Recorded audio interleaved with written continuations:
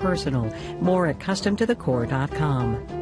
And by Omidyar Network, a social change venture that is reimagining how capitalism should work. Learn more about their efforts to recenter our economy around individuals, community, and societal well-being at Omidyar.com. And by Drexel University. Drexel University's academic model prepares visionary leaders to address the challenges of a changing world. Drexel.edu/ambition can't wait.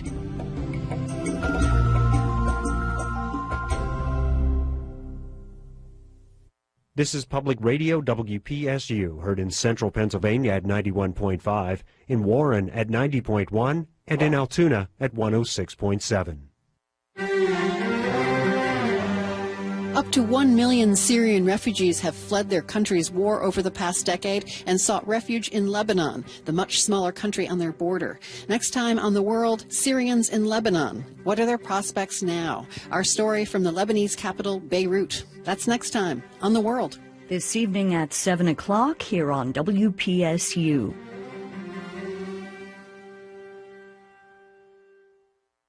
I'm hopeful, and I place a lot of trust in science. Governments have been very generous with grants to keep things open. This gives me more time for prayer. WPSU listeners reflect on the pandemic 1 year later. Listen for their stories starting this week on Morning Edition and All Things Considered here on WPSU. This is Marketplace. I'm Kai Rizdal. Our homes and our apartments and our condos have gotten a lot of wear and tear the past year. A lot. Which explains why home remodeling suppliers and repair services have been in such demand. Good evening, Randy. For those businesses, mostly. We've been spending some time this month with micro business owners, smaller than small companies, you see my email to see how they have been getting by in this virus economy. Brad Yep, Hess good. owns Ace Thank Handyman you. Services, Obviously. Summerlin in Las Vegas, Nevada. Yeah. It's a No, I'm good, franchise thanks. of Ace Hardware doing handyman services. Mr. Hess, welcome to the program, sir. Thank you, Kai. Here we are a year into this thing, a little bit more now, actually. How's business? Better than ever, actually. Really?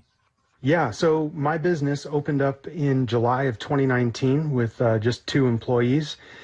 Started growing and adding employees and got up to 6 employees by March of 2020.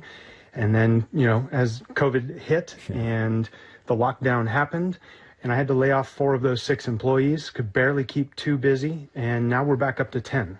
How did you get through the past year, though? Did you get a PPP loan and any kind of other help? And more importantly, what business were you doing? Because I can't imagine people wanted you in their homes fixing their, washer dryers. Yeah, so we did get a PPP loan and an EIDL grant, and those 2 were very instrumental in pulling us out of the worst of times. And we were very slow because folks were very wary of having anyone in their home. And so handyman services and home repairs, the kinds of jobs that we were seeing were just that. They were repairs. They were not discretionary things. We weren't hanging a lot of brand new TVs. We were more fixing things that had broken. Yeah, so here comes the micro business model question. At what point are you going to be able to transition from surviving and hanging on by your fingernails to actually growing your business as, the trajectory you were on before all this happened? I think that we are in growth mode already. And we're to a point where actually I have paused growth a little bit to focus on efficiency and operating an excellent business at the current size that we're at. And we've got a lot of demand at this point. We're fixing a lot of projects that people undertook themselves while they were, at home for long periods of time. And I think that the discretionary projects are coming back, and we're seeing a lot of that. Are you able to find people to go to work for you? Do you have, the caliber of handyman and handywoman that you want? That is always a challenge, and it's more challenging than ever. There are people willing to work, and I do notice a lot of people who are new to town, because a lot of people have been moving to Las Vegas, in the past year because remote work. They're moving from California. The cost of living is a lot less here. There are a lot of people that are capable of the average stuff, but to get the high quality person, I think a lot of those people already have good jobs because there's despite everything, a tremendous amount of growth going on as far as new construction of single-family homes and apartments and condos in Las Vegas due to the high number of people that are moving here. The inventory, real estate-wise, is lower than it's ever been. If I'm a qualified and experienced handyman and I come to work for you, how much money am I going to make? Depending on your skill level, the tools that you bring to the job and the experience, somewhere between $23 to $27 an hour, plus tool and travel fees. That's not bad. It's not bad. I like to provide a good place to work, and I do believe that you've got to pay for the amount of skill that you want to bring to the team, because I also want to retain those employees. One of the things we talked about on the show a lot lately is pent-up demand. I'm going to imagine you're banking on that, right? There are people who just want to get stuff done and fixed, and they've been holding off, and now's the time, or soon anyway. Absolutely. And we're seeing an increase in business because I think we're seeing an increase in people being comfortable with a stranger in their home. Yeah. And this is something I talk about with my team a lot, is like what we do is very personal. We're in people's homes. We're in their bedrooms and their bathrooms. And they may feel comfortable going out to a restaurant with a mask on, but having someone in their home is a whole other story. Yeah. And I do think that there's a lot of pent-up demand, and so the future does look bright at this point. Brad Hess, he's the owner-operator of an Ace Handyman Services franchise in Summerlin, Las Vegas, Nevada. Mr. Hess, thanks for your time, sir. I appreciate it. Kai, thank you so much for having me. Should you be looking for business and economic news to start your day, might I recommend David Brancaccio and the Marketplace Morning Report, getting out of bed early so you don't have to.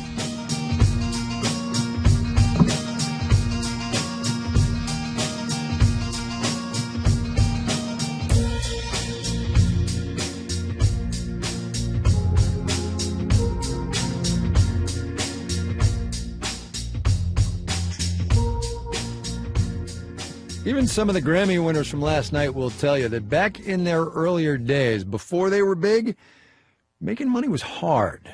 And the pandemic has made it even harder for a lot of musicians to get paid for their work, live shows having been a mainstay of their income, which, of course, aren't happening anymore, which has then left those artists more dependent than ever on record sales and mostly, really, streaming. The way streaming sites work, though, artists sometimes make just fractions of a penny per listen.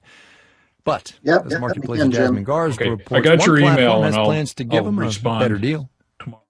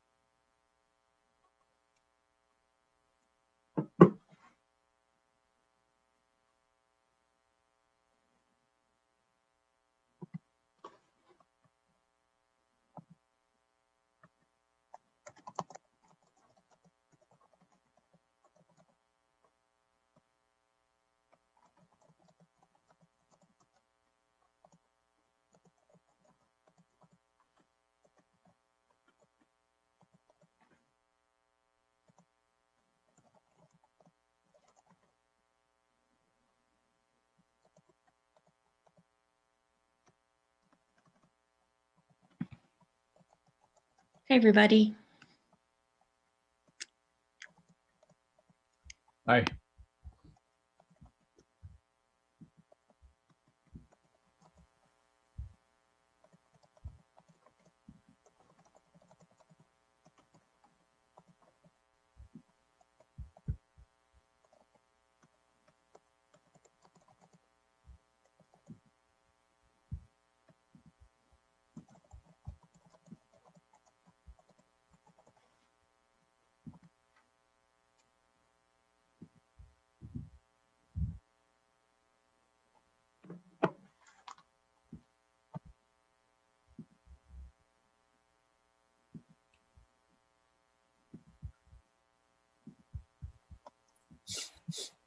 Hi, Michaela.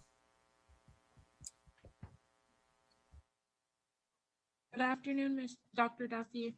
Thanks for coming. Thanks for dropping by. No problem.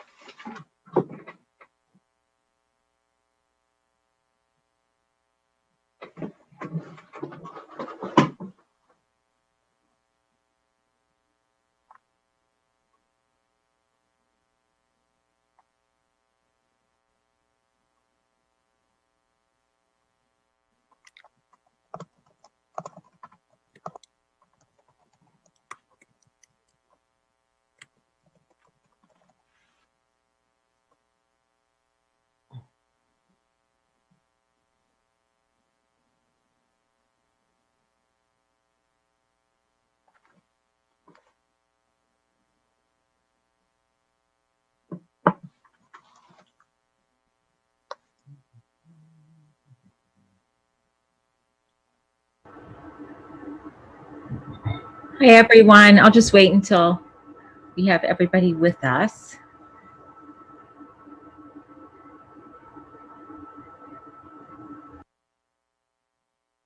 Amber, Gretchen said she might be 5 minutes late.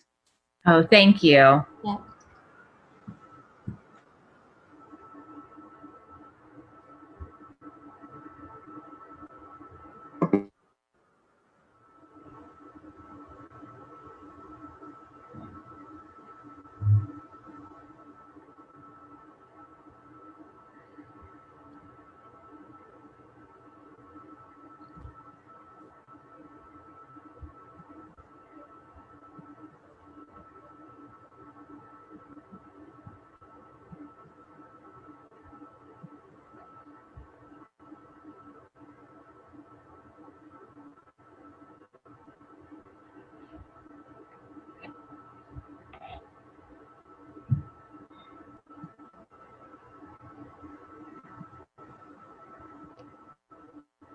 Okay, maybe we should go ahead and get started then. At this time, I would like to call to order the March 15th, 2021 regular board meeting of the State College Area School District Board of Directors. And if you could all join me in the Pledge of Allegiance. I pledge allegiance to the flag of the United States of America and to the republic for which it stands, one nation, under God, indivisible, with liberty and justice for all. Okay. I'd like to welcome everyone who's here with us this evening and everyone who's viewing remotely. I'd like to announce the board held an executive session March 1st regarding negotiations and personnel. Board members, with an agenda before you, are there any changes to the agenda as presented? Okay, seeing none, we will move on. For the audience this evening, public comment is provided at the end of the meeting, as well as prior to any action items or votes by the board. And at this time, Dr. O'Donnell is going to review some of the procedures related to our remote format. Sure. Thank you, Ms. Concepcion. Tonight's virtual meetings are a result of the pandemic. We will resume in-person meetings when it's safe to do so. During the meeting, the IT help desk is available if the community encounters technical difficulties. You may email itsupport@scasd.org or call us at 814-231-7743. Public comment, as Amber stated, may be made at the end of the agenda as well as prior to the board taking action on individual action items. For community members who wish to make a comment, please use the raise hand feature in the Zoom program accessed under the participants tab. One other way to communicate with the board, if you want to share any feedback or your thinking, you're also welcome to email our board, which that email address is located on our website. Thank you. Thank you, Dr. O'Donnell.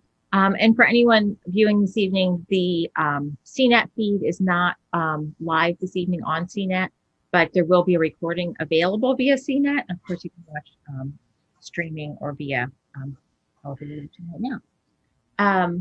Then moving on, I would like to call on our board secretary for a roll call of board members present. Dr. Bader. Yep, here. Ms. Bedell. Here. I don't think Gretchen is here yet. Okay. Ms. Concepcion. Here. Dr. Duffy. Here. Mr. Fazzard. Here. Mr. Hutchinson. Here. Mr. Leos. Here. Ms. Sidney. Don't think she's here. Okay. Okay, thank you. So at this time, I think Laurel's logging on now. I'd like to call on Dr. O'Donnell for the superintendent's update. Sorry, guys. That's okay. We just did the roll call, so we got you. Thanks. Thanks.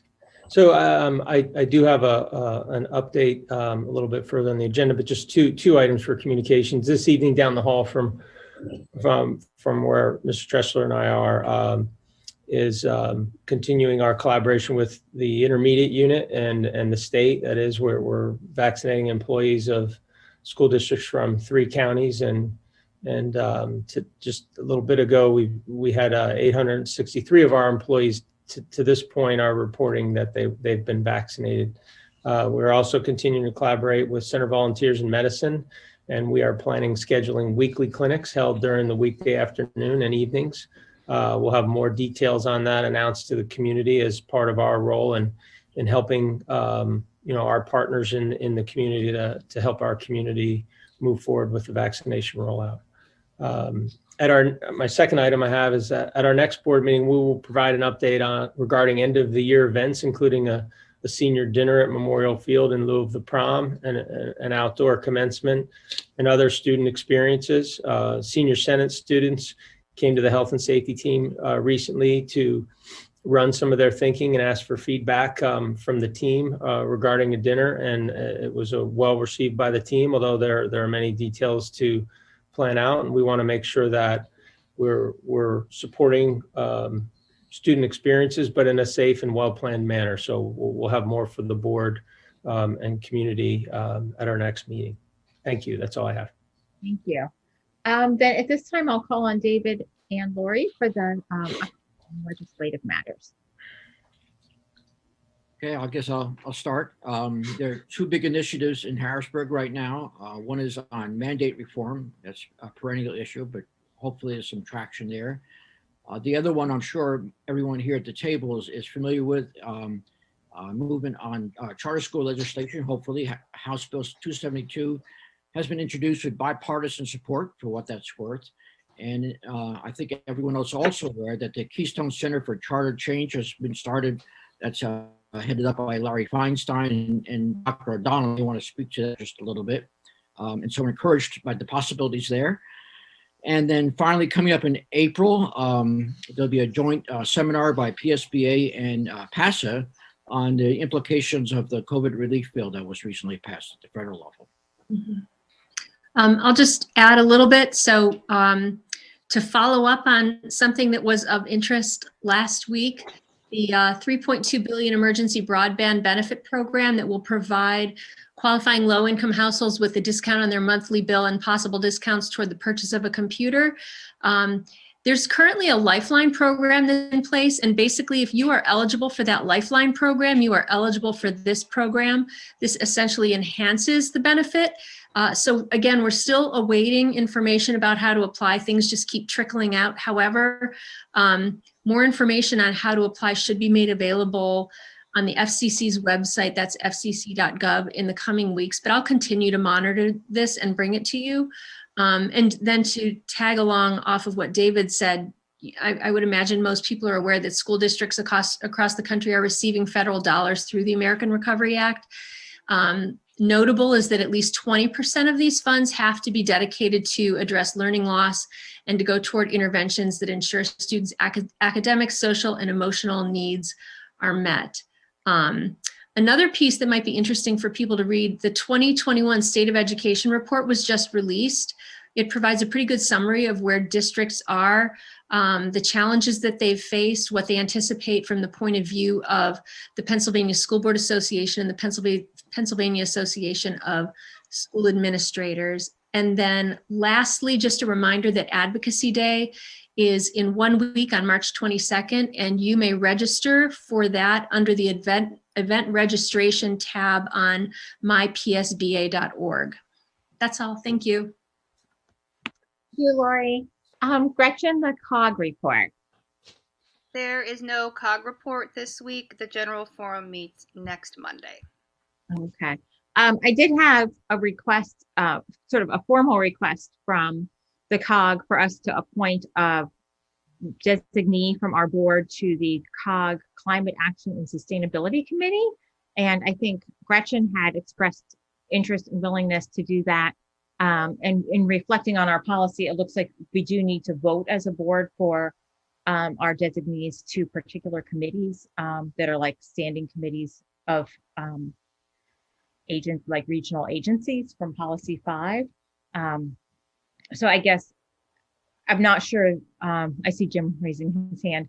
Do you need a motion? Amber, since she's our formal representation already appointed, isn't that already checked? We already checked that box? I'm not sure. That wasn't clear to the folks at COG. So it seemed like they wanted to have some sort of a formal motion on that. So okay, then I'll pass it over to Jim because I can't do that. I would like to nominate Gretchen Brandt to represent us on the COG Climate and Sustainability Committee. Second, Peter. Okay, that's been moved and seconded. Any discussion? I guess we should ask Gretchen if she's willing to do that. Yes, I am willing to do that. Yes, thank you, Jim and Amy. Great. Okay, is there any public comment on this item? Okay, then we will have a roll call vote. Ms. Bedell, Yes. Ms. Brandt, Yes. Ms. Concepcion, Yes. Dr. Duffy, Yes. Mr. Fazzard, Yes. Mr. Hutchinson, Yes. Mr. Leos, Yes. Ms. Sidney, Yes. and Dr. Bader. Yes. Excuse me. Okay, so that item is passed. Thank you, Gretchen, for doing that. Okay, so then moving on to routine approvals. If we could have a motion to approve the routine approvals as listed on the agenda. So moved, Duffy. Bedell, second. Oh, Bob, did you have? Yeah, I can come back to my update when we get to information discussion. Oh, okay. Sounds Yeah, good. no problem. Okay. All right. So that's been moved and seconded. Is there any question or discussion on the routine approvals? Okay. Any public comment? Okay, we'll have a roll call vote then. Ms. Brandt, Yes. Ms. Concepcion, Yes. Dr. Duffy, Yes. Mr. Fazzard, Yes. Mr. Hutchinson, Yes. Mr. Leos, Yes. Ms. Sidney, Yes. Dr. Bader, Yes. Ms. Bedell. Yes. That item is passed. Moving on to action items. A is a motion to approve the Central Intermediate Unit number 10, 2020-2021, 2021-2022 general operating budget. And this is shown in attachment 5A. Duffy, so moved. Bedell, second. Okay, that's been moved and seconded. Are there questions or discussion on this item? Okay. Is there any public comment on this item? I see Laurel's hand raised. Yeah, I just wanted to ask Dan if there's anything in particular that he wanted us to know about the budget. Changes, oddities. Well, there is one oddity that Lori asked about by email, which was a significant reduction in the Gateway Arts and Education budget that's been planned for next year. And our business manager, John Rice, replied and said essentially, that's due to changes in the funding from the provider. Essentially, that's the basis for it. And I think they're going to continue in-class, in-school services, but they have in the past done a residency for artists, and I think it's the residency that has been, it's not a competitive grant situation, as I recall, for that portion of the program, and we won't be carrying that second portion, I believe. So anyway, that's my understanding, but it's basically due to the administrative changes from the state. That's the basis for that reduction. Okay, thank you. Sorry, I didn't get my hand up in time. Okay, is there any public comment? Then we'll have a roll call vote. Ms. Concepcion, Yes. Dr. Duffy, Yes. Mr. Fazzard, Yes. Mr. Hutchinson, Yes. Mr. Leos, Yes. Ms. Sidney, Yes. Dr. Bader, Yes. Ms. Bedell, Yes. Ms. Brandt. Yes. So that item was passed. Item B is a motion to approve an MOU with the State College Area Educational Support Personnel shown in attachment 5B. Leah, so moved. Duffy, second. Okay, that's been moved and seconded. Any questions or discussion? Any public comment? Okay, we'll have a roll call vote then. Dr. Duffy, Yes. Mr. Fazzard, Yes. Mr. Hutchinson, Yes. Mr. Leos, Yes. Ms. Sidney, Yes. Dr. Bader, Yes. Ms. Bedell, Yes. Ms. Brandt, Yes. Ms. Concepcion. Yes. Okay, so the item has passed, and thank you to the leadership of the SCESPA Association for their work on that with our district administration. Item C is a motion to approve the donation of a sculpture for the Delta campus, and this is shown in attachment 5C. Adele, so moved. Duffy, Please, second. That's been moved and seconded. Any questions or discussion on this item? Lori? I just want to say yay to the students for taking the initiative and raising the money and, you know, adding something artful and permanent to their school. I think it was really lovely that they embarked on this effort. Agreed. Okay. Any public comment? Do we know when that will be installed? I would assume later this summer. Ed, did you have something to say? I'm sorry. Yeah, I said I would have the same reaction. I don't know specifically. They'll proceed with ordering it. I have no idea what the turnaround time on receiving the order is. Dan? Yeah, I just wanted, and I was going to mention this earlier, but and I don't want to take up too much time with it, but I think there was enough sculpture within the community at large. There are a few elements here and there, often tucked away, and it's. I'm glad that we have an opportunity to have something which is going to be visually attractive and add to the general experience of working on campus and students coming and staff coming and going to school every day, something that they can appreciate and admire. I think it's really valuable in general to have this kind of contribution to the community. Thank you. Thanks. Okay, I see there is some public comment. For public comment, we have 2 minutes per person for public comment. And if you could introduce yourself, unmute yourself, and then you'll have 2 minutes. I see Peter Buck has his hand raised. Yes, thank you very much. I want to say as a graduate of the school district and someone who attended Delta the year that it was renamed Delta, one of the great things about that school was the amount of art in the school itself. And it's great to see that the students now have sought to bring that back into the culture of the school and make it a feature. So I'm just really happy about that. Thank you. Okay, thank you. Agreed. Okay, then with that, we will have a roll call on this item. Mr. Fazard, Yes. Mr. Hutchinson, Yes.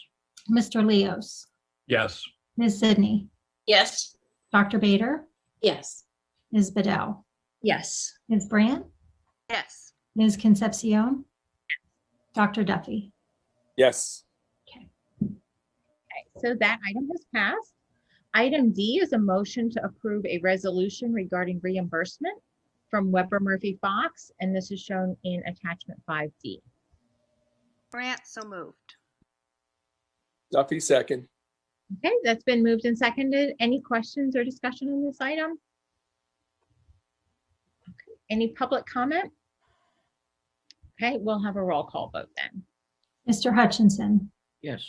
Mr. Leos, Yes. Ms. Sidney, Yes. Dr. Bader, Yes. Ms. Bedell, Yes. Ms. Brandt, Yes. Ms. Concepcion, Yes. Dr. Duffy, Yes. Mr. Fazard. Yes. Okay, so that item has passed. Item E is a motion to approve a correction to the previously approved contract for repairs to the Mount Nittany Middle School public address system. This is shown in attachment 5E. Bizarre, so moved. Adele, second.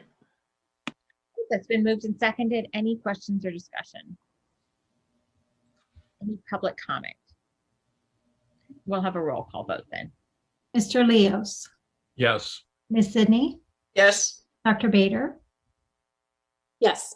Ms. Bedell, Yes. Ms. Brandt, Yes. Ms. Concepcion, Dr. Duffy, Yes. Mr. Fazard, Yes. Mr. Hutchinson. Yes. Okay. That item has passed. Item F is a motion to approve the proposed NOCTI assessment waiver as shown in attachment 5F. Leah, so moved. Duffy, second. That's been moved and seconded. Any questions or discussion? Jim? No, just one of the things that Dr. Morden brought up we had our local advisory committee meeting for the CTC week before last, and that the administering these tests and the panelists that have to be on these tests in many cases are sort of our first responders for the health services, so that this is not only a relief from our students because they don't have as much hands-on experience this year, but it's also for the people who need to test them, because in many cases these people are people that are very busy during this pandemic. Good point. Okay, any other discussion? Laura? Yeah, I was glad to see the notation that if students want it, we'll be able to give them a letter, because that was one of the issues that we brought up, was whether future employers, we'll forget about this pandemic and might look at someone and not see a certification on their resume. So I think that's an important service, and I appreciate the thought that went into coming up with that idea. Thanks. And Ben was unable to be with us tonight. I know that Will's jumping on here shortly. We did not get an answer to the question whether we would be able to test alums down the road, but we're trying to get that answer. And obviously, if we're permitted to do that, we'd like to provide that to this group of seniors, if any of them would want to come back for that. And so I don't have that particular answer for you tonight. Thank you. Okay, is there any public comment on this item? Okay, we will have a roll call vote then. Ms. Zidney, Yes. Dr. Bader, Yes. Ms. Bedell, Yes. Ms. Brandt, Yes. Ms. Concepcion, Yes. Dr. Duffy, Yes. Mr. Fazard, Yes. Mr. Hutchinson, Yes. Mr. Leos. Yes. Okay, that item is passed. Moving on to information discussion, I'm going to first turn it back over to Dr. O'Donnell. He had some more components of his superintendent update that he would like to go over before we. Thanks, Ms. Concepcion. I did attach a memo to the agenda. First, to speak to what David had mentioned and mentioned my name with what PSBA is working on with its Keystone Center for Charter School Change through PSBA. And Larry had reached out and asked if I would serve on an advisory board with that group. And I just want everybody to know what our board passed was a resolution that really looks at trying to improve the situation, especially with our community resources at play, and obviously trying to educate people to the degree of what our board knows on how that's funded and how the formula works, how it uses our CTC to factor in on those numbers, and obviously with cyber charters and some of the differences in why they're getting a full tuition from us for a system that doesn't have the same types of expenses, let alone obviously not a current technology center, which is much more expensive than a cyber program for kids. So I just wanted to let you know that I did tell Larry that I would participate in those conversations at PSBA and be willing to share what we're experiencing in our community and how we view it and be consistent with what our board and 11 boards in our region had agreed on and what we wanted to see that would improve it. So that's just a little bit of an update. Thanks, David, for bringing that up. And the item that I attached to your agenda was really just to try to help people understand we're not making any changes to our health and safety plan at this time, and we're not asking the board to make any change to our 6-foot requirement. We have seen a very significant improvement in the pandemic as far as decreased cases in our community, in our county. Obviously, with our employees, we've seen a lot less cases. With our students, recently in the past 2 weeks, we've seen an uptick in student cases. And through the contact tracing, we're seeing many of those cases linked to community-based events and experiences where transmission's occurring when people are unmasked. But so I don't want to tell you that everything is where we need it to be. But if we do see just in 1 month, we've seen such a significant improvement in our 7-day averages, both in our county and in our school district zip codes. If we continue to see that and we see an aggressive rollout of the vaccine, which we know we're seeing more progress there, and with Center Volunteers, continuing to partner, and they're really efficient with rolling those out. If we continue to see that, and we're a month out from now, and we're seeing as much of an improvement as we have in the last month, as well as a significant decrease in student cases, then the question which is coming at us is, well, how come we're not considering what many other districts are doing with 4 or 4.5 feet? And we have not moved in that direction, but we want to be prepared if we're able. And maybe for the last month or so, we're able to provide our secondary students who are in person an everyday opportunity. We were just talking about the CTC. I had one instructor reach out to me. It's really more of a hands-on experience, and that was one of the reasons they didn't want to do the testing, because those kids haven't been able to be in their labs. So if we are able to offer it safely, then we'd like to come back to the board and make that request. So we are having those conversations, and I thought it was imperative to just tell everybody, especially the board, that those conversations are happening, and you're being asked, just like I'm being asked, why aren't we doing what some other districts are doing? And obviously we're seeing the presence of the virus to a degree where we haven't made the change, and we haven't given all of our employees an opportunity to be fully vaccinated just yet, and we're getting there. We're making a lot of progress in that effort. So I just wanted to share that update. And our intent wouldn't be to restructure the elementary full remote program. That's not what we'd be looking to do with a month or so left in the year.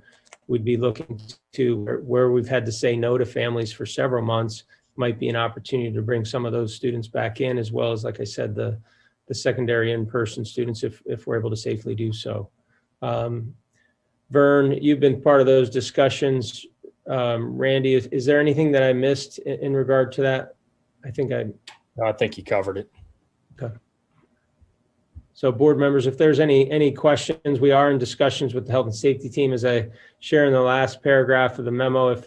If we do come back, there's a couple ways in talking to Dr. Etter. We'd either ask the board to make the change in the physical requirement, nothing else as far as masking or anything, but that would be our request. If we did that action would have to take place, or the board would have to grant the administration that authority to make the update to the plan after consulting with the health and safety team. But to be clear, we're not here tonight asking you. We don't want to be creating a rumor mill, because the conversations are happening and we are being asked those, and we're just not at a point now where we believe we can ask you for that change. Thanks. Thank you. Board members, any questions?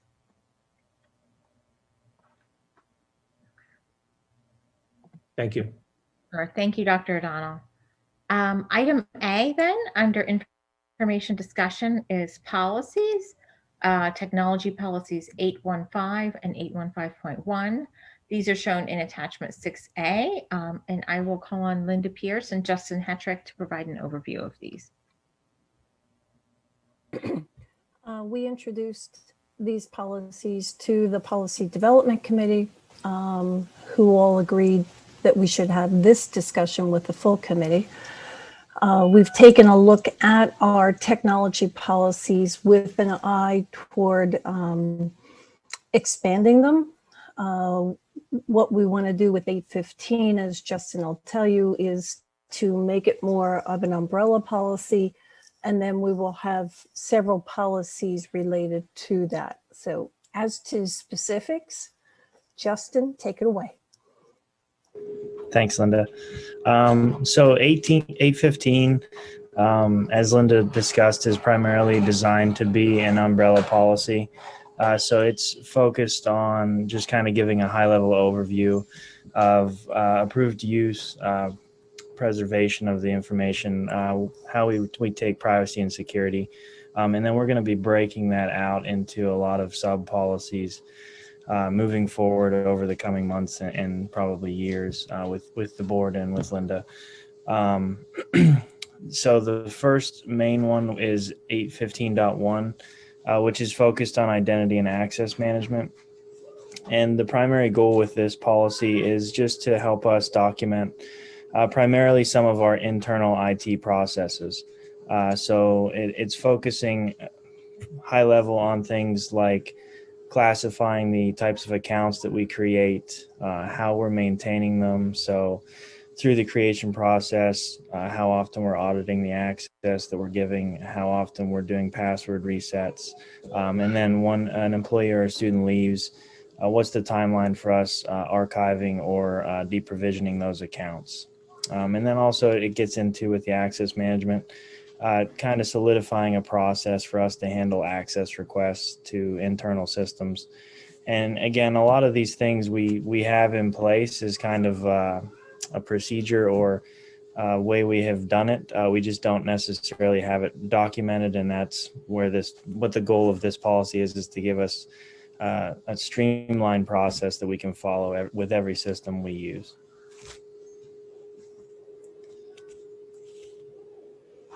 Any questions with those?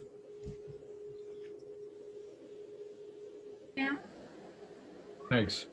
Do you have an idea of what some of the other ones are going to be, or is there guidelines from the state or anything? We do have some guidelines, and I know Linda and I have brainstormed a couple of them. If you give me a second, I know off the top of my head, we had ones like live streaming. We had an acceptable use, backup policy and strategy, things like that. So a lot of IT focused, and then go ahead, Linda. I'm sorry. We'll include the copyright and social media policies in here. They were simply websites. They weren't formal policies. We'll talk about security and purchasing and accessibility as well. Okay. And then I guess the other question or the other sort of comment is that it looks like what's really going to be important is the regulation under 815.1, because you, like you said, it's a fairly broad policy, but it instructs the administration to come up with that. So if we were going to have the CAC for Technology review, I think what we'd probably want to do is have them take a look at the regulation, because that's really where the close calls are, the decision making is in terms of that. So I like the way you're doing it. I like this thing where there's a broad policy and then the implementation is left to the administration, because that's the right place to do it. So thank you.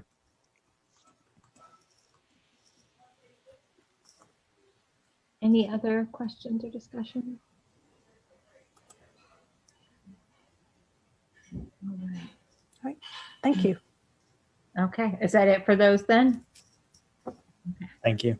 So we'll be expecting after the CAC for Technology goes through those then, and then they would come back to the board, is my understanding then, right? So item B under info discussion is fiscal stewardship. We'll be looking at budget development, and this is shown in attachment 6B. I'll turn this over to Randy Brown for this presentation then. Thank you. If you could bring, Nabil, if you could bring the presentation up, thank you. We'll just go through some highlights in our presentation for you tonight of the materials that are attached to your agenda packet.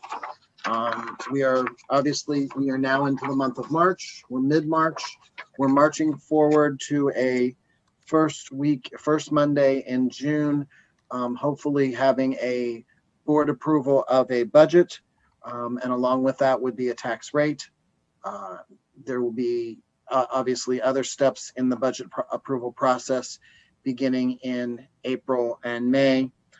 So we want to provide some additional highlights to you and have some discussion, share the discussion that has been occurring over the last several months with various finance and CAC committee for finance committees.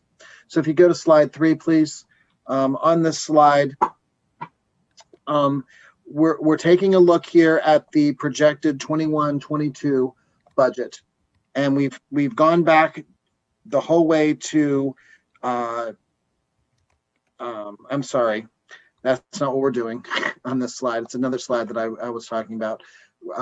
This slide is showing you where we ended the 1920 year, beginning with the beginning fund balance, total revenue, expenses, and then ending unassigned fund balance. Moving over the columns towards the right, we have the projected 2021, where we are expecting to have about the same amount of ending fund balance in this year. We are expecting to add fund balance of about $10 million. However, over the next several years, beginning with 21-22, our current budget year, we will be using that fund balance. And as you can go out into the 25-26, we are at a negative fund balance projected right now at about $7 million. Obviously, using fund balance is something that can be planned for, and there are definite reasons to do so. However, the fact that we're looking at using fund balance over quite a number of years is something that we need to try to manage and not make a routine habit. If you go on to the next slide, that slide that we were just on assumed a 0 tax increase in 21-22, and just a reminder, there was no tax increase in 2021, so we are using the same millage rate as 1920. In this year, just for explanatory purposes, as we have talked about in committee, we talked about what we wanted to see. The question was posed: what would a 1% tax increase look like in 21-22? And what that does, you can see in the very last column, the projected $7 million deficit fund balance turns into a $1.7 million deficit fund balance. So that additional 1% that's added to the tax millage in 21-22 would help the projections. Is that the most important reason to raise taxes this year? That's probably an item for discussion with the board. That's not necessarily why we were showing this analysis. It was just a question: what does it have? What impact would a 1% increase have in the out years? Between those two slides, there are no other changes except for the 1% tax increase in 21-22. If we move on to slide 5, then, in addition to the 0 and the 1% in the 21-22 year, we've also been posed with some questions, and we've done some calculations. What would happen? So in the first line, we have again, it's the same as the 2 slides ago: 0 in 21-22, 1% in 22-23, and therefore it would be a negative fund balance of $7.3 million. Randy, I think the slides that were ahead one slide from where you're explaining. There we go. Yep. Thank you. So in the next line, we have 0.5 in 21-22 and 1% in 22-23. That does provide an additional $2.8 million in revenue, and the negative fund balance would be projected at $4.5 million. If we stuck with the 0 in 21-22 and we move to 2% in 22-23 instead of 1%, which is what our projections include, we'd move to a negative $2.8 million with resulting from an additional $4.5 million. 0.5 and 1.5 is negative 2.2 million because of an additional 5.1 million in revenue. 1 and 1 results in a negative 1.7 fund balance. 1% and 2% results in about 2.9 million. And then 2% and 2% would result in about an $8.6 million fund balance. Understand that typically we, in our multi-year projections, we are budgeting a 2% real estate tax increase. And typically we're looking at about a 1.2% in assessed value growth. You can see on this bottom of this slide what the assessed value growth assumptions have been in all of these projections. The other item that I would like to point out is that even doing a 2% this year and a 2% next year in 22-23, we're still at an $8.6 million fund balance. Right now, we're at about $12 million, which is about 8% of budget. And by the time we get to 25-26, we should be north of that $12 million if we want to maintain that 8% of expenses. So just getting to a break even or just getting to an $8 million is not where we'd like to be. However, we are in a pandemic. We're facing economic difficulties unlike we've experienced in a very long time. So we may need to set our sights at a little bit different of our multi-year projections. But typically our multi-year projections are built so that we do not see that significant of a decline, and definitely not a multi-year use of fund balance. Can we move on to slide 6? In committee last week, the question was, if we, so we're on slide 6, please. Yeah, there we go. If we did have a 0% tax increase in 21-22, what tax increase would be necessary to have a break-even fund balance at 25-26? And just a very simple calculation, we would need a 2.25% increase, which is just slightly higher than what is typically included in our multi-year projections. If there was a 1% tax increase in 21-22, only a 1.8% tax increase, just under what is normally included in most years of our multi-year projection, would be required to have a break-even fund balance at 25-26. Looking at if we wanted to have a $12 million fund balance, which is what we have right now, or we ended last fiscal year at, if we had a 0 in 21-22, we'd be looking at a 3.3% increase. And if we had a 1% this year, we would only need a 2.8% increase to maintain that $12 million fund balance.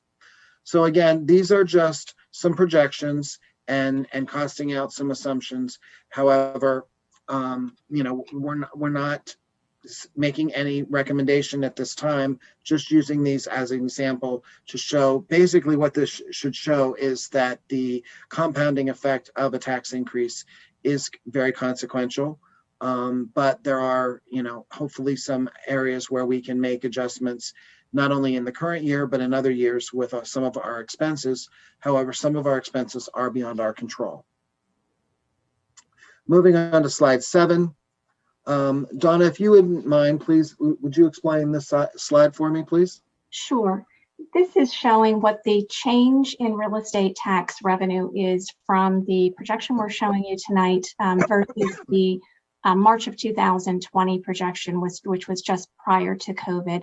And at the bottom of this, we have noted what the assumed tax increase is for each of those March versus March, and then also the assessed value. So we were anticipating or projecting a 2% tax increase back in March of 2020. And currently in this scenario, we're showing 0% for 2021, 21, 22, and then 1 and 2% going out after that. And assessed value is different also. We were projecting 1.2%, which had been our historic average when we were looking at this in March of 2020. So we have an assessed value impact assumption because of the assumed impact of COVID. So in each of these years, The top part, the blue part, is showing what the impact of the change in the tax rate is. So this is showing the difference between 2% and 0% in the first year, and then again another 2% and 0%, then 2% and 1%, and then we have equivalent to 2% for the remaining years. So it's just showing how it compounds some, because you can see really when you get to 23, 24, there's still a bit of a growth as you go out in that lost revenue. The red section is the change in the assessed value, and then the green is the difference in the collection percentage. You may recall that we had budgeted that level of impact in the current year for the change in the collection percentage, but fortunately we did not see that. We are still projecting in this current FY 21-22 budget projection a loss because of collection percentage. Thanks, Donna. Moving on to slide 8. Donna, why don't you take this slide as well? I think you explained it very well. Sure. And this was just showing how we were on, this is comparing, we went back to June of 2019 because we wanted to go back to a period that was our FY 20 projection budget, so pre-COVID, and compare to what we're currently seeing. And this is the increase in revenue and increase in expense year over year. I'm sorry, I'm not explaining this correctly. This is going back from June of 2019, and what our increase in expense and increase in revenue was cumulatively as you go out. So you can see that they're on a very, very like trajectory.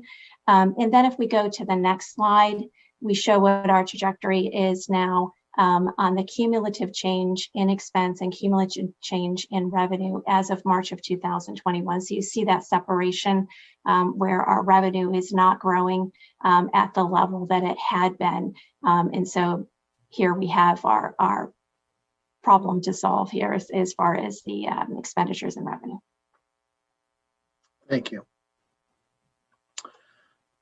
Slide 10, the next slide, shows again our total revenue for 21-22, and here we're looking back in various board presentations back in November of 19 and then March of 20, projected in June of 2020, and then December 2020, February, and now March. You can see that our projections had us in excess of $170 million, and now we are looking at more of probably $163, $164 million for our latest projections. Moving on to 11. When we look at our expenses, our preliminary budget does include the following. Salaries and benefits are reflecting estimated impact of our contractual agreements and assumed rate changes. We assume pre-COVID staffing levels in addition to a 0.5 social worker, which is in the current year is funded through a grant. Continuation of our virtual academy in the elementary and secondary levels, including some staffing.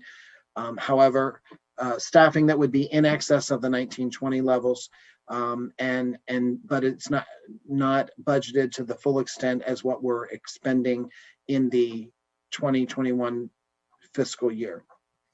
Pre-COVID level of expenses for things such as travel and field trips, assumed SEAL and summer programs at our pre-COVID levels, return of bus and other routine equipment replacement purchases, and our capital reserve transfer does include receipt of PlanCon reimbursement for debt funded from capital reserve, but not a regular transfer.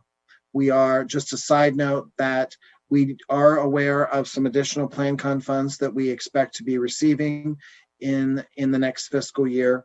Once we have completed all of the necessary documentation to close out those projects. And once we start receiving those monies, we are recommending that they would be transferred to the Capital Reserve Fund. Moving on to slide 12. In summary, our updated expense budget is $166.7 million. Our preliminary budget as of February was $167.9. So it's a actual decrease of $1.1 million. Those decreases came from an increase of a 0.5 psychologist, which was funded by reducing contracted services, a 1.0 custodian for the Memorial Field facility and Fairmont building, early intervention costs that are exceeding our budget this year, and we believe will exceed that budget again next year for kindergarten eligible students. We did have decreases that from salary and related benefit savings from the impact of additional retirements and resignations, reduction of 1.5 FTE related to the PDS program, reduced health insurance primarily based on updated actuarial estimates. SEAL and summer programs the costs have been adjusted to be more predictive of our expected demand for the coming summer, and reduced department expenses related to printing, training and travel. And we do have some additional budget head reductions that we are hoping that will result in additional further savings that are being still evaluated. Moving on to slide 13, I think it's just because of the significant impact of the pandemic and also acknowledging the funding that we received for the stimulus. I just wanted to give you a summary of how the additional types of items that we have been incurring and paying for with our grant funding, and that is about $3.8 million thus far. There were some additional costs for some staffing that we've been able to employ this year to help with class size and the hybrid remote virtual model that we needed to be in. However, those are not grant funded, so they are not reflected in this chart. As was mentioned earlier in the evening, we are on target to receive about $5 million in additional stimulus, with at least 20% of that, or right around 20% of that, to be for remediation.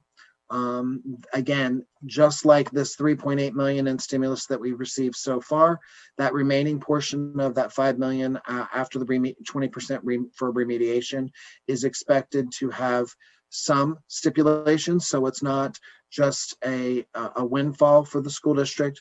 There will be a guideline or some limitations on how we can spend those dollars. And so as we learn more about that, we will continue to make further recommendations. We look for a Finance and Audit Committee meeting on April 14th, as well as a CAC meeting and on the same day, and then board meeting on April 19th, where we would expect to present to you a proposed final budget. Attached to your agenda are various, is a memo with various comparative statements that have lots of information that and much of that information was included in the summary that we provided to you tonight. Be happy to entertain any questions at this point in time. Lori? Thanks. Thanks for all this work. Is there a way, Randy, that we would be able to get a sense for, what a 1% increase would look like for a family for a house in State College, like the median, what that would look like? I have found those sorts of tangible bits of information to be really helpful. And I'm also wondering if it's probably too soon to be able to say if there's a way to get a sense for what the unemployment rate has looked like over the 2020 to 2021 so far, and just how badly families have been hurt by this. Looking at these numbers, it's difficult not to think that I really feel like we should be considering some sort of increase to be responsible for the coming years. So having those sorts of data might be really helpful for me to think through. We can definitely look at the unemployment data. It's something that I've been interested in myself, but have not had an opportunity to pull that together, but we can do that for the next time. Donna, I know we talked about pulling together the average impact or the 1% increase for impact for the average homeowner. Did you have a chance to calculate that? I just don't remember. Yes, I believe it's $34. That would be for the median home. Average, I think. Yeah, that's really useful. Thank you. Dan? Yeah, I wanted to just a couple of things. One of the things I was noticing as we're going through the overheads, the various displays, and I don't know if we need to go back to it or not. It was on page 8 when you were reviewing, I think, anticipated reductions in revenue. And this particular bar chart, I think it's important to mention for those who are watching. There's a couple before that. Go back another one. Yeah, that one. I think that's it. I think, yeah. Oh, no, no, go further. Go back further. Because the left hand, let me see if I can do so. Well, anyway, no, it might be two. It's number 7, I guess. Go back to 7. Sorry. Yeah. I just wanted to mention to those who are watching this presentation that these represent negative values. So over time, these are really projecting decreases in revenue. In other words, increases shortfall over the years in which they're displayed. So it was just something I mentioned, and for those who are watching at home or might be watching this recording, I think that's important to point out because to me, I was trying to make sense of it. Oftentimes, these values are supposed to be representing an increase, but these are representing decreases in projected decreases in revenue over time, partly due to the changes in projected taxation, and also due to the reductions in assessed value growth. I just wanted to start with that. The second question has to do with trying to make sense of whatever tax increase we might come down on, whether 0 or 1%, which are maybe the two more likely. Do we have an estimate right now? And the index our index kind of suggests this value. Do you have an idea about what our inflation rate within the community happens to be right now? Is there a way of knowing what that might be? I'm not familiar with that, but I will. I can look at that as well. Just in terms of making sense in terms of the costs within the economy that we have to absorb in our budget process, and if we can, and if we're near 0 in terms of inflation, obviously, it's harder to really reconcile any increases in taxation. But if there are even if hopefully lower inflation rates, still might be something that just as Lori was saying, that the average taxpayer and average citizen could be aware of to help reconcile whatever recommendation comes from the board. The other thing, I guess, the other question has to do with, and it's on page 7 of the memo, which is kind of a description of the recommendation to eliminate the professional development school program. And this would be it's in a spreadsheet not in the presentation, but in the memo itself.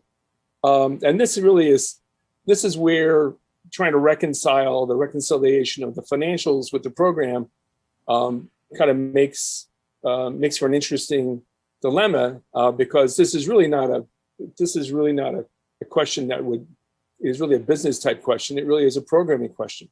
And I have a set of them. I have 4 or 5 different questions that derive from the elimination of the professional development school by the decision to no longer fund the PDA, so professional development associates. And there's a set of questions aligned with that. And since we're still at the proposal stage, these are the kinds of questions that we probably can address through our upcoming CCL meeting, the Culture, Climate, and Learning Committee meeting, because these are really programming questions that relate to this decision here, the proposed decision to eliminate the PDS, in relation to what other options might have been considered. So, but that's for CCL to talk about. These are program questions and not necessarily financial. And I think we should ask the full board. I mean, we haven't made any final decisions in regard to our budget proposal on that program, but I want to be clear. We want to take care of our students first. Those 3 1/2 positions focus on Penn State students beyond the one-to-one full-time teacher mentors that we provide through the program. So I just want to be clear. We have students who haven't been in school for a year, and we haven't had eyes on some of those kids. And we know we're struggling to meet every kid. And we just want to prioritize our students when we're living in reserves first. That was it. We don't, some of the things that the finance team has considered and how we might do that, but there's no final decision on that. But I do want to be clear with the board in what we recommend in our budget. It's going to prioritize meeting our kids' academic, social, and emotional needs first. And when we're living out of savings accounts, it's hard for me to make a proposal using community dollars to take care of full tuition paying students from Penn State. I just want to be clear about that because I thought that was a very sensitive item for some individuals during the committee meeting.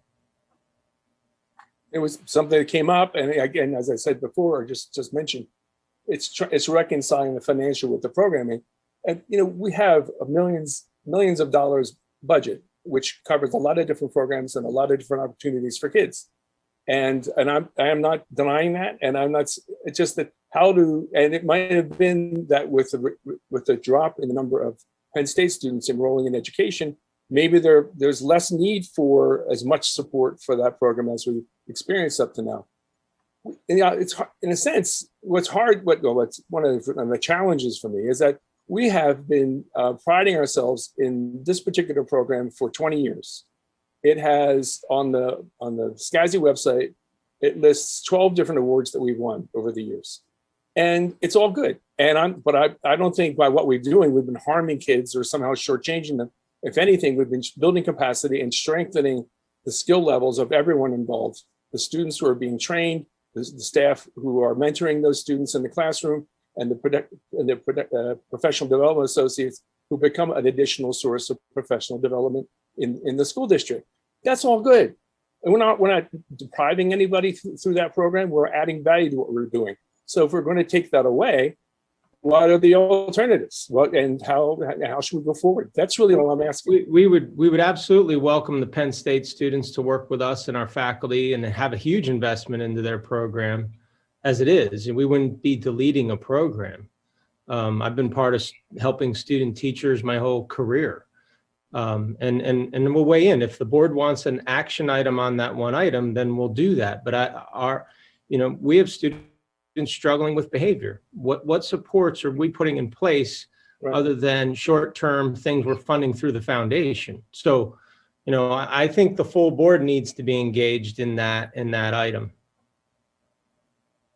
Well, if we happen to have it on the agenda, we may or may not, but if we happen to have it on the agenda, I would ask other board members to participate as members of the public to drop in the CCL meeting, should we have this item up for consideration. And let's be clear, that is about Penn State students, Dan. Let's be clear, because I know there were people pushing back on me on that, and we're going to prioritize our students. And we're living out of savings accounts. There's more. Well, in my view, there's more to it than that. So, but it's not worthy of this additional time. So, thanks for taking the question, at least. Thank you.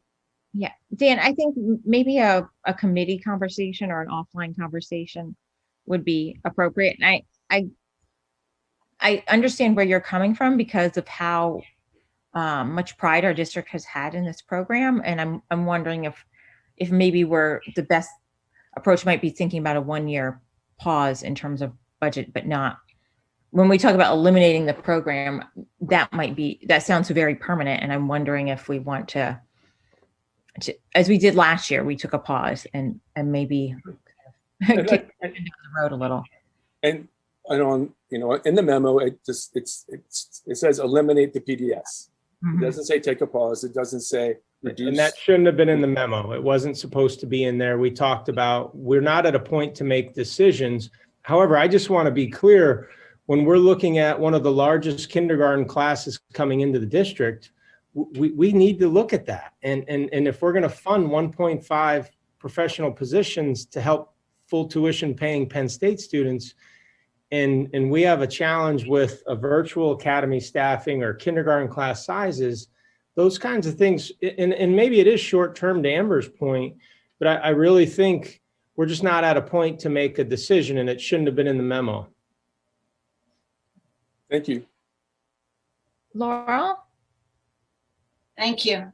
I do want to echo what Dan has suggested, that be a CCL discussion, and not only that. So we have been getting some very good information about the revenue side of things looking forward. We've heard about the context in which we're making these decisions, both the local community, some of the impacts. We heard about some pretty frightening unemployment and business closing, those type of statistics. And we've also looked back at the history, and that's also how we project forward. So we get a lot of information about revenue. But when it comes to expenses, we also need to get some context and some details about that, because our role is to set tax rates, and we balance both the community impact and the educational impact. If we're not looking carefully at the educational impact of things, we're only doing half the job. We're not asked to just take the revenue and fit other things into it. We're asked, how much revenue do we need to provide the program we want for our students? And the memo mentions that we've already identified over $1 million in reductions, and that additional items are being evaluated, which is excellent. What I don't know is what items were evaluated and decided to be kept or not, and why. And I'm not talking about little tiny things, but in general, what are some of the considerations? What are the how do you judge the impact of a program? What do you look at? Things like that. When all we see is, be it continue the virtual academy, no sense of what's involved in that. Be it eliminate or reduce PDS, no sense of what's involved in that and what other options there might be. And while I want a recommendation from administration, I'd like that recommendation to include enough context and detail that we know the benefits it's provided, and what will falter without the program there. I don't think we have such a padded budget that we can just cut over $1 million without there being an impact on students. So I don't think it's only a financial situation, and I don't think that is a program. You make it sounds like, from what you're saying, that we're actually funding 1.5 students, and I don't think that was the situation. 1.5 teachers, I stated 1.5 teachers. Right, but you're saying it's an impact on full tuition paying students. Those teachers work with those full paying students who work with our students to provide benefit to them, and to also give us a wonderful pool of we have a full-time professional in every one of those classrooms. These are the type of details that I think are important for us to understand in terms of your recommendation, that this is, among all the things you've looked at, one of the things that you think is, given that we have to make cuts, one of the best ways to do it. And as there will be other things that come forward that will either be kept or not, and I'd appreciate hearing what some of those things are. What, for instance, in this also is adding a custodian. And we had a long talk a couple of years ago about the growth in custodian staff. And I remember talking about what might be coming up even more. And we got a detailed memo that showed that the staff should be pretty much up to what we needed by the end of the summer of 2019. I don't know whether that goal was somehow never met, but this looks like it's an actual addition. And though it says Memorial Field, we've always had Memorial Field. So presumably there were different people saying we'd like more people, and you looked at them and your administration looked at them and made a decision that yes, do this one and no that one. And knowing what some of the things that have been said no to and why the things that were yeses is an important part of us understanding the expenses.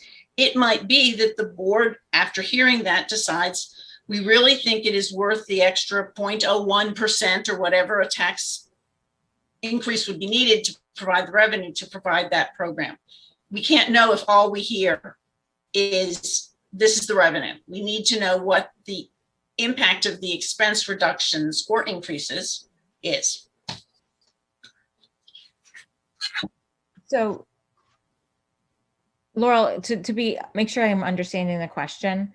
So we were looking at 1.1 million in reductions, and there was on the page where it talked about the PDS program that accounts for 1.5 FTEs, right? But we also look. It seemed like probably the bulk of that 1.1 million was in retirements and resignations of positions that may not be refilled. Or were they going to be refilled? But we're assuming that they're being refilled potentially at a lower cost. Okay. Yeah, right. It's not a reduction in FTEs. We're talking about 1920, except for the minor additions that we've discussed. And if Nabil, if you could pull up page 7 of the memo, not the presentation, the memo, please. That lists the decreases. It does. Yes. That total decrease of $1.1 million, Ms. Zidney, if you can blow that up a little bit, Nabil, if you're able to look at that column, 515,000 is in salaries, 310,000 is in healthcare, and 176 is in PSERS, and 32 is in other benefits. That's the vast majority of that $1.1 million. And as Ms. Concepcion just mentioned, the largest amount of this is coming from going through our budgeted personnel positions and understanding our retirements to a greater extent, and assuming new replacements, but at a different cost. It assumes our updated rate structure from our actuaries for healthcare. It assumes reduced PSERS costs because of reduced salaries as we've discussed. And then other benefits would be additional percentage benefit costs savings because of lower salaries. That 514,000 in salaries reduction it actually is higher than that, but there are some proposed additions in there, and like I said, related to some of the items that we've talked about. So that is a very high level, but it is the vast majority of that 1.1 million.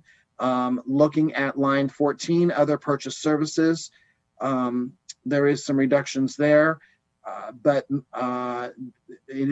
some of the decreases are related to printing and travel. However, some of the other decreases in that line are also shown as increases in line 13. Because it's basically an offset for in the majority of those dollars, and the same with line 15. But there are some reductions there. There are some additions for items that we've talked about, but we can provide a greater level of detail of those items, as well as any future items that we bring to the board table. As far as comparing some of our other of our staffing recommendations and comparing them back to previous reports, we can do that and have that available for you. In addition, I apologize for the PDS that was to be removed from this proposal. That was my fault that it did not happen. That was something that we expected to occur, but because of conversations last week, that should have been changed, and I apologize for that. Well, just to clarify, are you saying that putting it on the memo was going to be changed, or that the numbers were supposed to be changed to reflect? Both.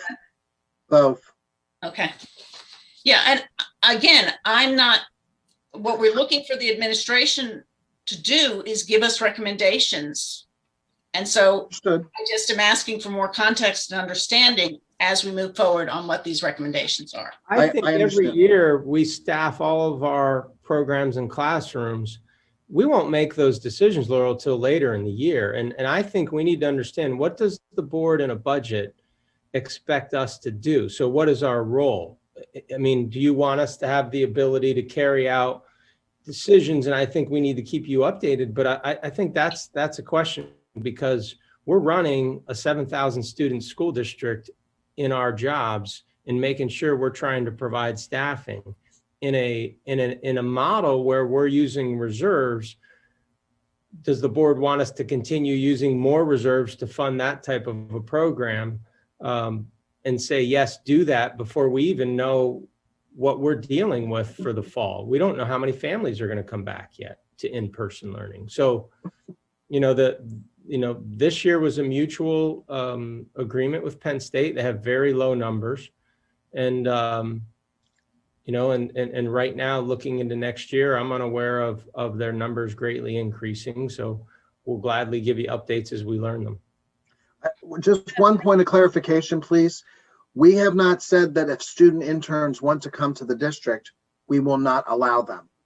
Right. What we're saying is that the supervision of that has been provided by the district over and above the mentor teacher is something that we would like to decrease. Well, and Penn State still provides supervisors. They still have supervisors of interns. Right. That I just was speaking of the district provided level, which is an additional greater level. And so whether or not those were even needed might depend on the number of interns enrolled in the program if it's greatly decreased. Correct.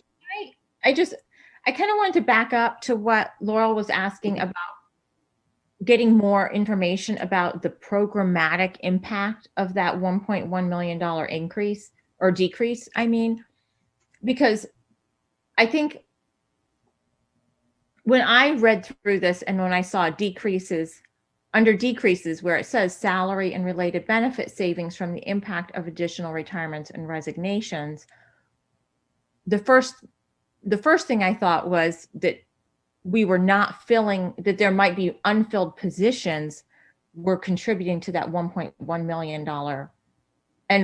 So I wondered what, like I think Laurel did, what is the programmatic impact of not filling those positions? But from what you're explaining, it sounds like you're actually, that the salary and benefit savings is really related to filling potentially at a lower, that you actually are at pre-COVID staffing levels, that we're not decreasing our staff cohort. So the question about programmatic impact of that is maybe that was what I was trying to say a little bit ago, is that we're talking about very little dollars, probably $200,000, and that's real money. I don't mean to downplay that, but of that 1.1 million, we're talking about probably about 200,000 as an estimate of reductions that may have a programmatic impact that we can provide that detail to. That's not a problem. But yes, you're right. We're not talking about, if we were talking about cutting positions in that $500,000 number, we would have specifically called out and said cuts to positions.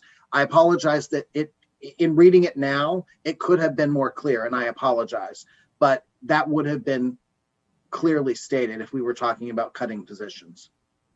Right. Thanks. Scott? Yeah, I mean, I'm not really sure where we go from here, because there are valid questions, I think, relative to the potential for programmatic changes. I think I would probably argue that the PDS program, while it's called a program, it is really not a program for SCASD. It's a program for Penn State, using that specifically. And I think that we get an ancillary benefit to that program, but I wouldn't consider that as part of our programmatic offering to our students, within the district. I agree with, I think, with Amber's comment and with Laurel's comment about having a feel for the impact of, programmatic changes or the impact of programs from our budgetary decisions and our financial decisions. That said, I do not, I mean, we're really in a pickle on this because even if we tried to look at something that was supposedly an inflationary, change or increase, Laurel, you commented about our responsibility to programming and to the kids, and that's absolutely true. But we're just in a very unique environment this year where we're seeing some drastic revenue shortfall projections. So we can't ignore the potential impact. And I do think we have to just think very, very hard about a tax increase, or if there was one, a potential level of a tax increase, considering the economic situation in our community. Yes, our responsibility is to educate the kids, but we can't do it breaking the backs of the taxpayers theoretically. And I'm not saying that would be the case, but I think we have to approach it like that because of the impact of the pandemic and the nature of the economy at this time. So, I mean, I think I almost feel like we need to take a step back into finance or something to see whether there's a board charge to dig in deeper on different aspects of the budget, and not trying to in any way take over a CCO role on programs, but identifying the budgetary items that do have an impact on programs with some of the changes, and then try to figure out, from there, what other board, committee, or element, would get involved on the value of that program versus something else. So, again, I don't know. This is not going to be something that we're going to be able to shortchange. We're going to have to take a lot of time digging through this because of the environment that we're in. So, thanks for listening. Thanks, Scott. Gretchen? Yeah, just regarding the PDS program, one thought I had is that, or possibly question, is that, since SCASD has been paying to, for the staff who've been overseeing the interns, could Penn State pay for that? And then, as Randy said, that would then, the budget would not be affected if it were just taken over, that part of the program were taken over by Penn State. So I believe that Lock Haven has some student interns in SCASD, and they're overseen by a Lock Haven professor, not by SCASD staff. So anyway, just sort of, thinking creatively, thinking outside the box. And then also I was wondering just kind of in my perception of the several years that I've observed in the district, it seems like the interns are really vital in the K-2 classrooms. And just from observation, it seems like it's like another adult in the room, another pair of hands in the room for the K-2 teachers, which at times appears to be as though it's very helpful, quite helpful. And so what I'm wondering, and that does affect like one-on-one time that a student might have with reading or math or, core subjects. So what I'm wondering is, but I've also heard from teachers at times that it's more work for them, right? Because then they have an intern in the room, and there's the overseeing of the intern by the classroom teacher, which is also time consuming, energy consuming, etc. So I was just wondering if anybody has sort of gotten a feel from the K-2 teachers what their thoughts are on this conversation that occurred in this committee meeting. And so that was just something that I thought might be helpful, because if they're really considered vital in those K-2 rooms, that would be an important piece of information, I think, for the board to consider. if they're not considered vital by those classroom teachers, and it's considered sort of extra work, then that would also be helpful information in making these kinds of decisions. So those are just some things to think about.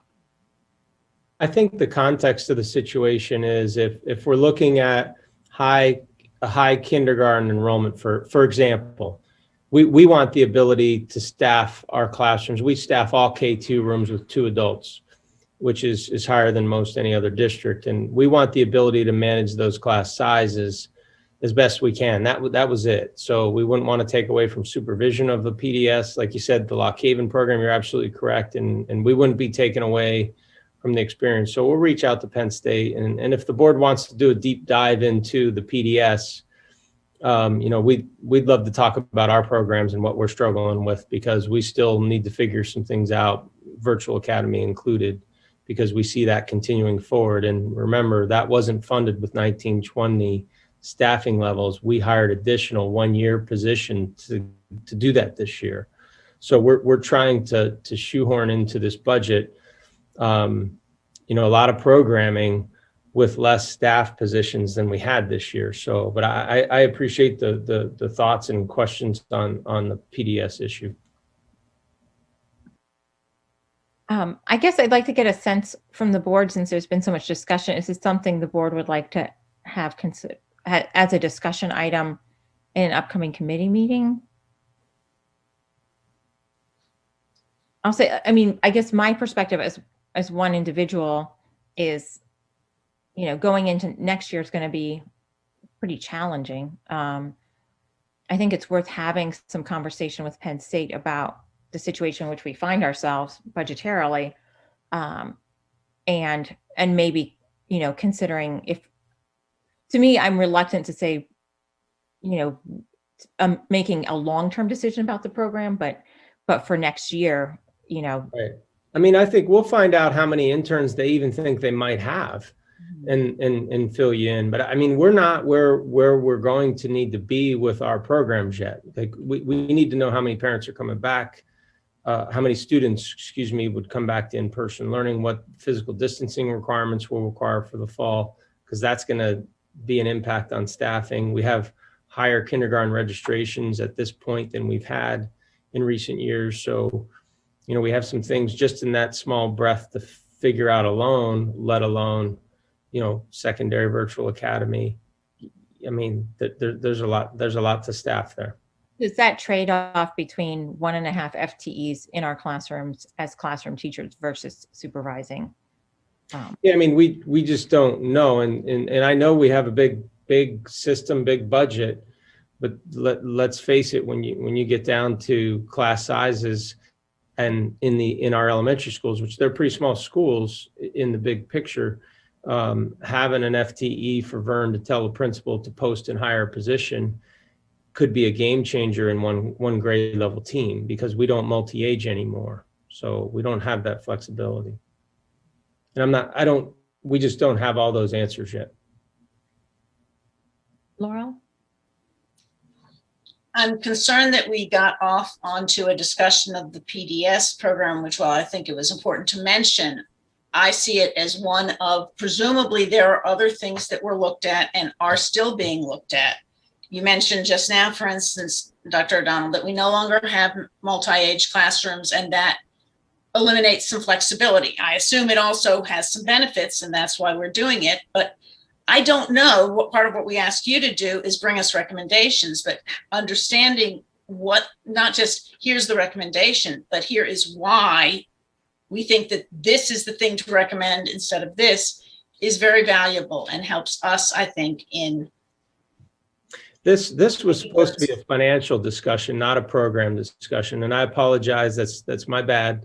There are so many other programs to consider in the district with our students that we're trying to figure out. We spent our weekend, focused on our clinic with our employees, and this morning at 6:15, my phone was blowing up with 41 teachers that were sick because of the vaccine. I really didn't prepare to the same degree for this meeting like a normal meeting. So we have a lot to figure out with our programs, and we want to know what our parameters are and what we're able to do. And as we get more feedback from our families later in the year, we'll figure it out. But we're just not even close.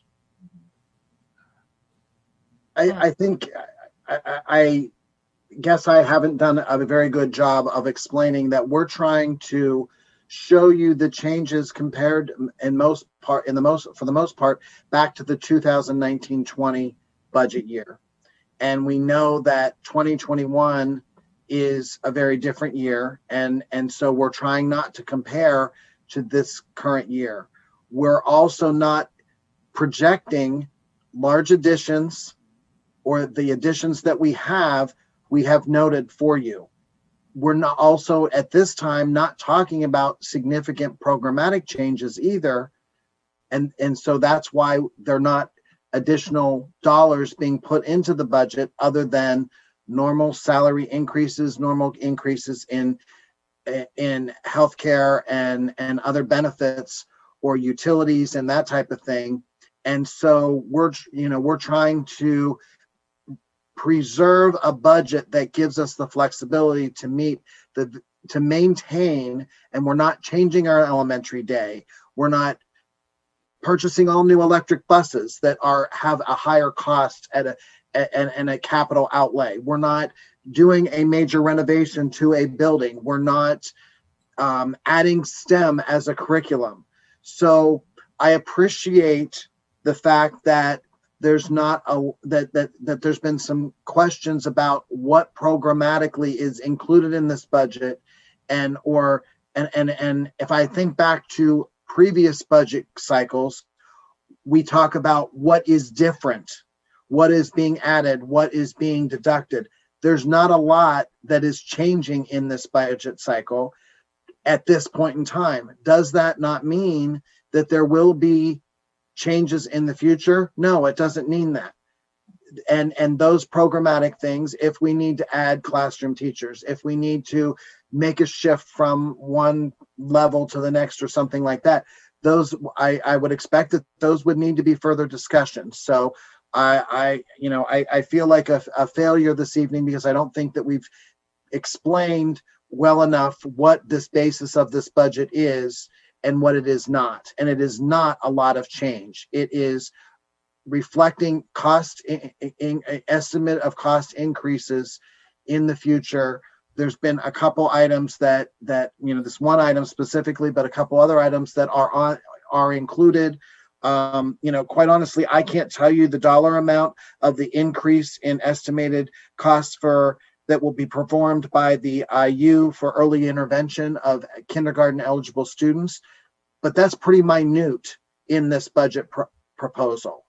So I just wanted to, but it is something that we have included because it is something that was in that budget line dramatically different because of the number of kids this year that were held back. But again, as we're comparing mostly back to 1920, we are expecting that there will be another round of students that will not be attending kindergarten that are eligible for those types of services. So I hope that additional explanation helps, and you can accept my apology for this not meeting your needs at this time. Randy, I actually think there was a lot of really good information here. I think on page 12 of the presentation where it talks about expense changes and it lists has increases as a heading and then decreases. Where it says salary and related benefit savings from the impact of additional retirements and resignations. I think just even a parenthetical, does not assume elimination of positions compared to the 2019-2020 budget. For me, that would have, that understanding clears up pretty much all of my concerns in terms of programmatic impact of this budget. Does that make sense? Yes, I completely get it. Mm-hmm. Yep. Or I think it clears up concerns I would have if I. Correct. Does I get that. You know what I mean? Yeah. Mm-hmm. Just because 1.1 million is a lot of money, and to understand that we are not, that's not, we're Correct. not. And last year, we were probably talking about more than that in actual position reductions. And so I get that. I just, sometimes our head is into the details so much that we forget to bring it up, come up for breath, and we'll try to do that. Okay, thank you. I thought I thought it was actually in general a very helpful presentation. So thank you. I did have just a question about how we're going to approach even discussing the $5.2 million that we expect to get from the federal government relief bill, and wondering whether that could be an item on the next Finance Committee agenda, simply to start framing out, what our options are and what the restrictions are, so we understand. We can add that to the next agenda, yes. I would assume by that next meeting, we'll have more details so that we can talk about that. Okay. All right, any other budget questions? All right, I've got to go back to my, from this file to agenda file.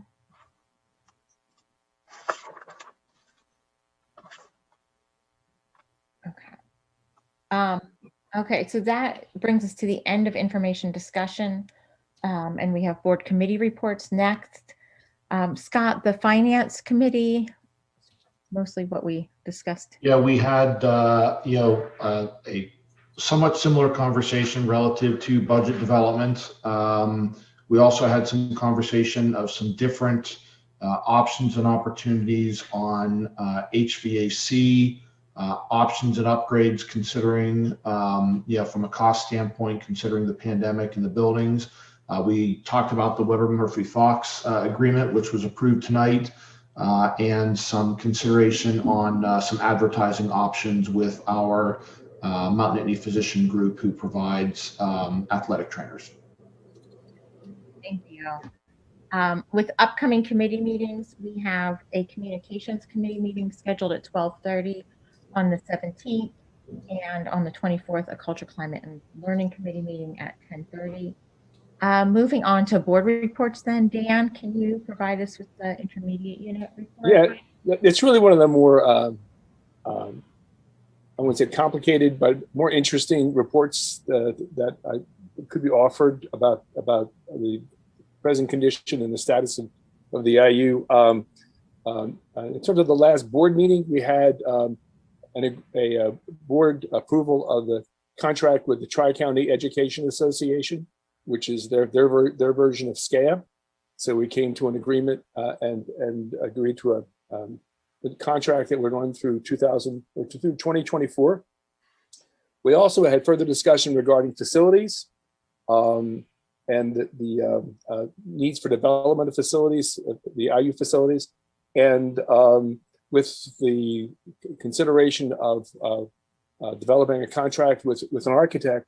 However, since that time, there was been a roof collapse at the main intermediate unit office in West Decatur, due to the excessive weight of snow and the runoff from the water and from this event, and it really did collapse into one of the main meeting rooms.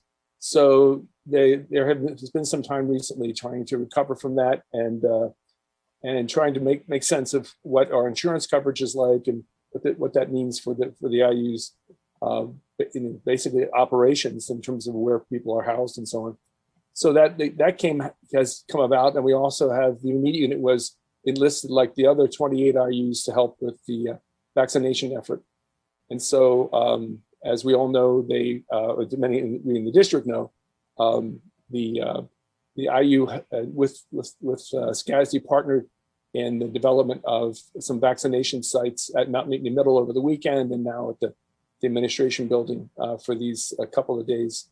And that has been taken a lot of attention away from, or not away from, but it's created some directed effort on the part of the administration to help with those activities. So that's pretty much what's going on. I think what's in terms of looking forward, we have to consider what we'll be doing in the area of facilities development, given the predicament we have with the older facility, and what that means in terms of, one, what we can afford, but also if that collapse is one indication of the condition of the building, and we knew it was in pretty bad shape, we may have to rethink our planning as the IU board in terms of making decisions about facilities development. Okay. Sorry to hear about that, Dan. It's been quite, and there are these servers, all these electronics that were placed at risk. Talked about all the rice it would take to fill that room up, to dry everything out. So at any rate, For those who haven't seen it, the main IU office is this old, what was it? It must have been a hunting lodge or something. It's this huge old-fashioned building that, for those of us who like dysfunctional old-fashioned buildings, has its own charm, even if it is an hour's drive away. So it was a country club. One of the members of the board, Ruth Saw, who was the board vice president, said that 30 or 40 years ago, it was the place to be, place to go to for wedding receptions. In North Decatur, yeah. Yeah, right. In West Decatur. Not so much anymore. Neat people. Dan, Randy and I have been talking, and Francine's actually here. She's right down the hall in the HR conference room. And we've been talking about how we might be able to help them out if possible during this time. And them losing that room definitely threw a wrench in any concept of how they could host the vaccine. So we immediately said yes, and didn't realize how much it would be involved, but Francine's been with us through it all, and she's been here every day, sun up to sundown, and it is going well. So we'll continue to talk with her and see if there are ways we can help them out. And it's really appreciated, Bob. It really has made an enormous difference to be able to have access to this, and the experience that we've had previously with Center Volunteers, I think, kind of paved the way for this as well. No, it really has been really, really good. Amber and I stopped by and visited the vaccination site on Saturday, and got a chance to chat with Francine. Good. Yeah, Okay. so great to be able to just thank them for what they're doing there. Yeah. Thank you. Thank you, Dan. So NSBA and PSBA reports from David. Yeah, I guess I probably killed two birds with one stone during the legislative. I hit kind of the big items for PSBA. Sounds good. Scott, is there an Ed Foundation report? Yeah, just real quick, we met on March 3rd.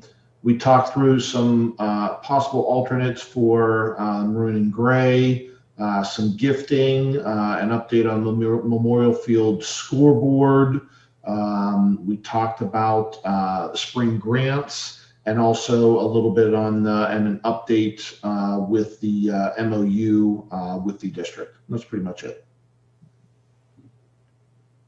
Thank you. So CAC reports from athletics. Our next meeting is Tuesday, the 23rd. I don't have anything to report at this time until after that meeting. Lori, has facilities met? No. And then Scott, there was a finance CIC meeting, right? Yeah, I was not able to attend. Laura, were you able to attend? Yeah, we went over much of what we went over today and got some very good questions, including, as Randy said, there were some suggestions in terms of information they'd like to see us provide, and some pretty detailed questions about what some of the numbers and future looks like.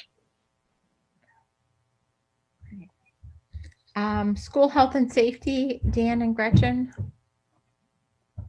Did not meet. Jim, has CAC for technology met? No, we meet later. So Okay, so at this time, Amber, I do have a report. We had a local advisory committee meeting for the Career Technology Center.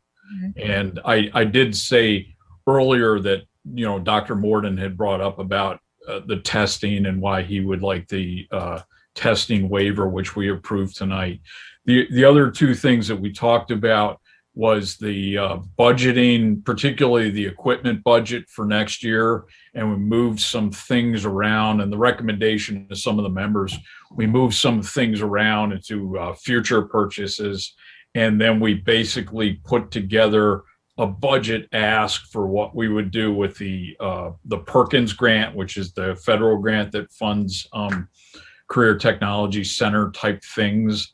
And we also, spoke hypothetically if any of the American Rescue Plan money would go toward CTCs, and that might be where we would get money. That some of that remediation money might be where we could, perhaps offer NOCTI examinations off cycle for the students who were completers, but basically because of this waiver will not get to take the NOCTI exam. Okay. So that's, hypothetical, but that's sort of some of the things that we talked about. Thank you. Okay. Are there any other liaison kind of reports that I missed? Then we will move on to public comment. At this time, anyone who would like to make a public comment, if you could use the raise hand function. Okay. Seeing none, then we'll look at future agenda planning. The next regular meeting of the board is April 5th and then April 19th. There will be some discussions around charter school renewals for Nittany Valley and Center Learning Community charter schools. And we will continue budget discussion as we are working on budget development. With that, I would like a motion to adjourn the meeting. So moved, Brandt. Up to you, second. That's been moved and seconded. I guess just all in favor? Aye? Aye. And opposed? Okay. All right, then we are adjourned. Good night, everyone. Everyone.